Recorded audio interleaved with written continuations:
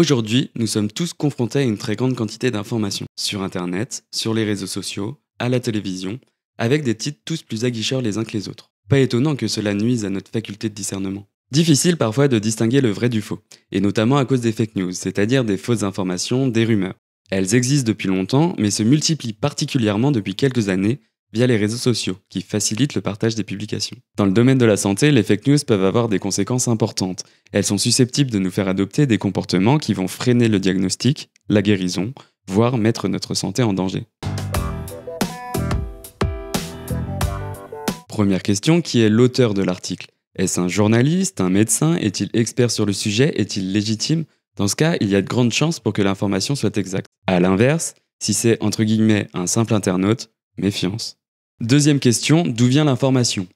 Vérifier la fiabilité de la source. C'est primordial pour déterminer la crédibilité de l'info. Les articles doivent être basés sur des faits objectifs comme des statistiques, des chiffres, des lois, des dates.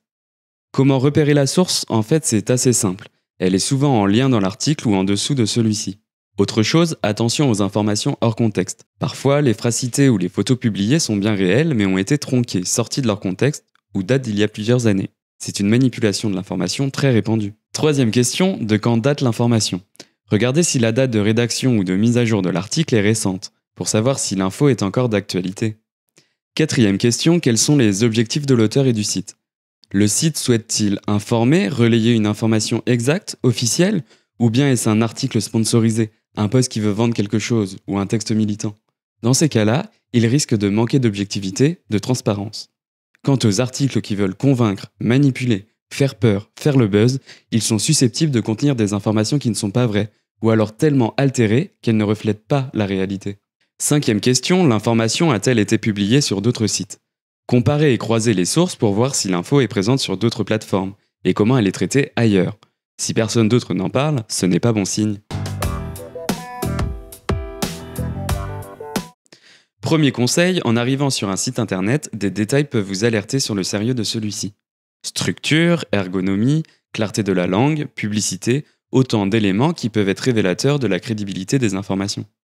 Deuxième conseil, pour éviter les fake news, consultez des sites validés par les institutions publiques, par les sociétés savantes et par les associations de patients. Troisième conseil, restez prudent en lisant les commentaires sur les réseaux sociaux, Facebook par exemple, ou sur les forums.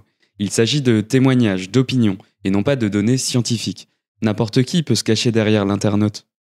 Quatrième conseil, une information obtenue en ligne ne remplace pas une consultation chez votre rhumatologue. Il est important d'en discuter avec lui. Et surtout, gardez un esprit critique.